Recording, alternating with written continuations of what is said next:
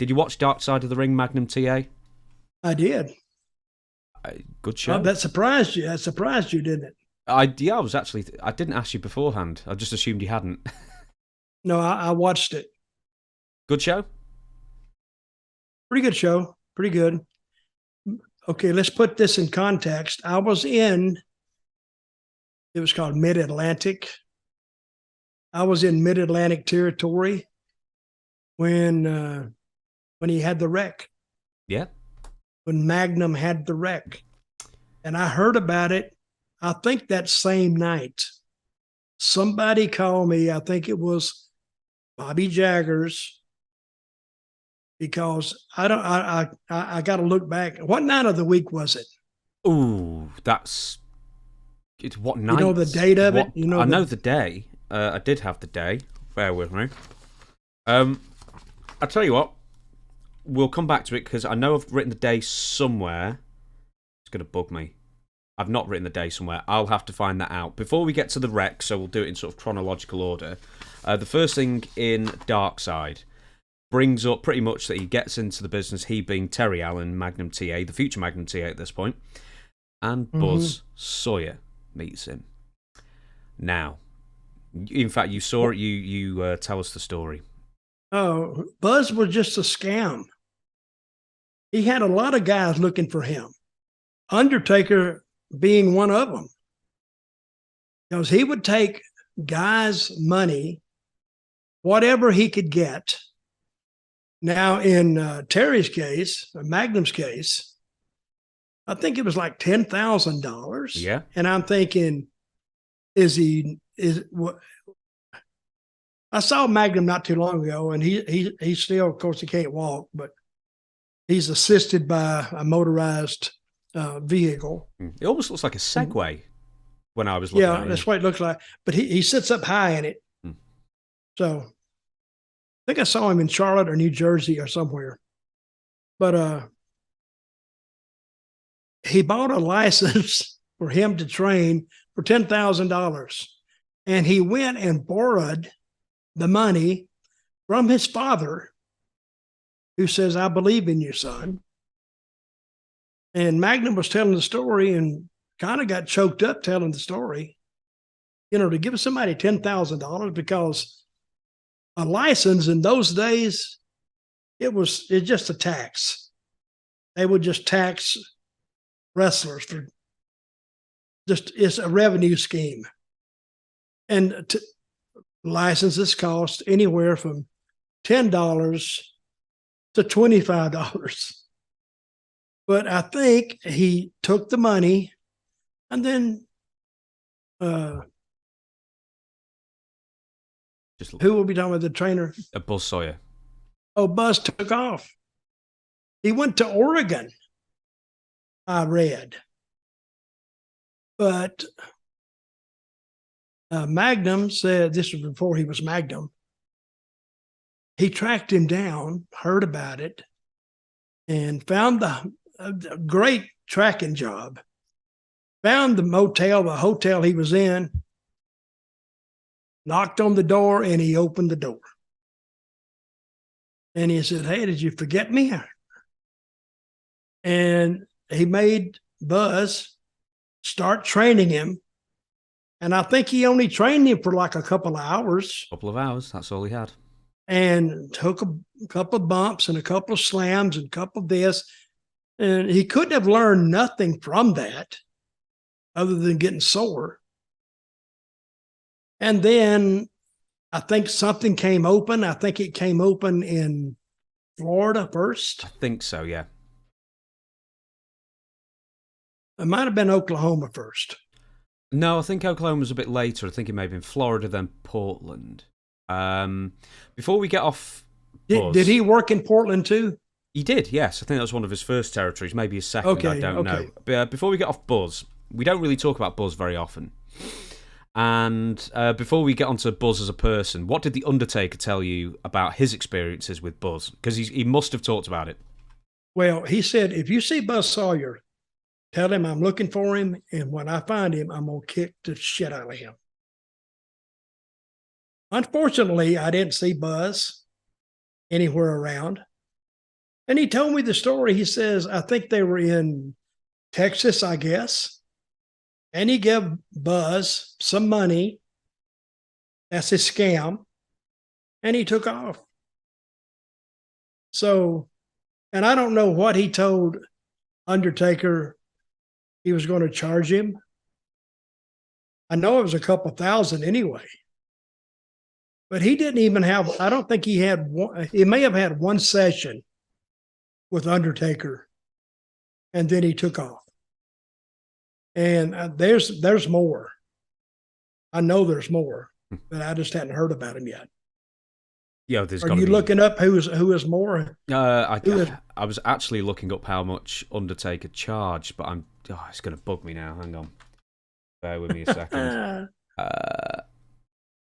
Hey, folks, we I had it then. Okay. $3,500. Woo! And this was like almost 40 years ago. Yeah, about 30. What, 80? $3,500 is look up what is $3,500 $1980 as opposed to now. I'll bet it's like nearly 10,000. In fact, I'm going to pause. Oh, that's more than it. I bet it's 15. 50. I'm going to pause it. Okay, I've found it. It is in 1986, if that sounds about the right year. 9,000. Earlier. Oh, you think it's earlier? Well, in 1986, $9,687 worth today is 3,500 back then. So roughly about 10,000. So what would 10,000 be? Oh my God, you're gonna hang on 1 sec. I've got the calculator up still. 10,000 back then. Oh, I'm sorry. So it would have been what, 81? Whoops. For Magnum TA. So $10,000 back then would be worth today $33,373. I can't believe that you got that much money out of him. Well, like the old saying goes, how you going to keep them down on the farm after they've seen the lights of Broadway? That's an old saying. But they were big, big fans. And the Mid-Atlantic then, I think he was from Virginia. I think he was a lifeguard. I know he was a bouncer at some point. That's where Buzz met him. But and they were a lot of, Undertaker was a bouncer too. But they see these big crowds and they got to think you're getting rich.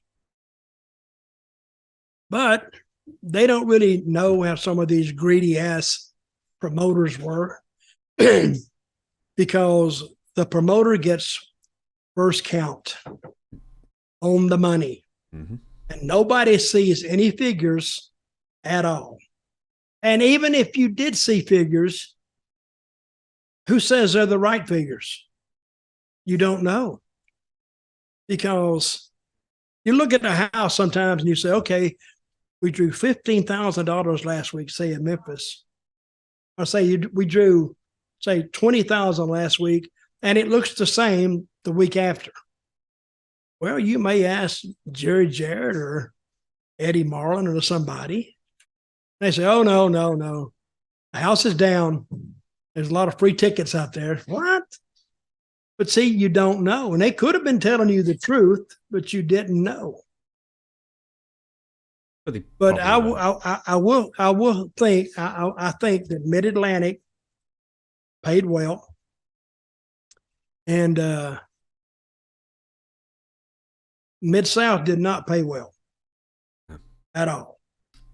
And that's when you would need a brand new car every year because you just wear it out. Every year, you're going to put at least 2,000 miles a week, and that's if you drove. 2,000 miles a week times 52 weeks, that's 100,000 a year. Let me ask you this. Did you ever wrestle Buzz? I never wrestled Buzz, but I did see a match. Him and Tommy Rich. I think they were in Chattanooga or somewhere. And they went out there, and for the first 5 minutes, They literally burn it down. They had a lot of heat with each other, with the fans. And all of a sudden, Tommy Rich went out, and while Buzz was selling, and he's blown up. And he throws up outside the ring. Then they start back again. Then Tommy is selling, and Buzz goes to the other corner outside the ring. He throws up too. Both of them threw up. Then they finished the match. Those guys, they had great matches. It couldn't compare to some of the spot fest you see today. But as far as pure energy, pure feeding with the fans, they burn it up. Was he? I mean, a lot of promoters obviously put up with Buzz, and I imagine quite a lot of the things he got up to, like tried to start fights with everybody around him and that kind of thing. So Buzz was crazy. Buzz was a mental case. Again, I'll go back to what I said earlier. I got along with him. Of course, I didn't give him any money, and he could beat the shit out of me. So I made it a point to stay in my own lane around Buzz. I would just hear things from the gossip lines going back and forth. And I wouldn't go up to him. I say, hey, straighten me out on this. Because it was more fun to hear the gossip than actually get the truth from Buzz. But the Undertaker was going to literally kill him. Well, not literally, but he would have punched him. He would have got into it with him. And probably Terry Allen would have probably maybe kicked his butt too, because he was a high school state champion wrestler in Virginia, so he knew how to handle himself. And Buzz wasn't a slouch either. Well, that's what I was going to ask. Where does he rank on the sort of tough guy scale, Buzz? Well, he could probably be pretty raunchy. Because now he had a brother. I forgot. I think his name was Brett. Brett Sawyer, yeah. And he was okay. But Brett kind of ran on Buzz's notoriety. And that's why, and Brett was a pretty good kid. But Buzz didn't give a shit. He did not care. And his interviews he was entertaining to watch. And I wish we would have more characters like Buzz.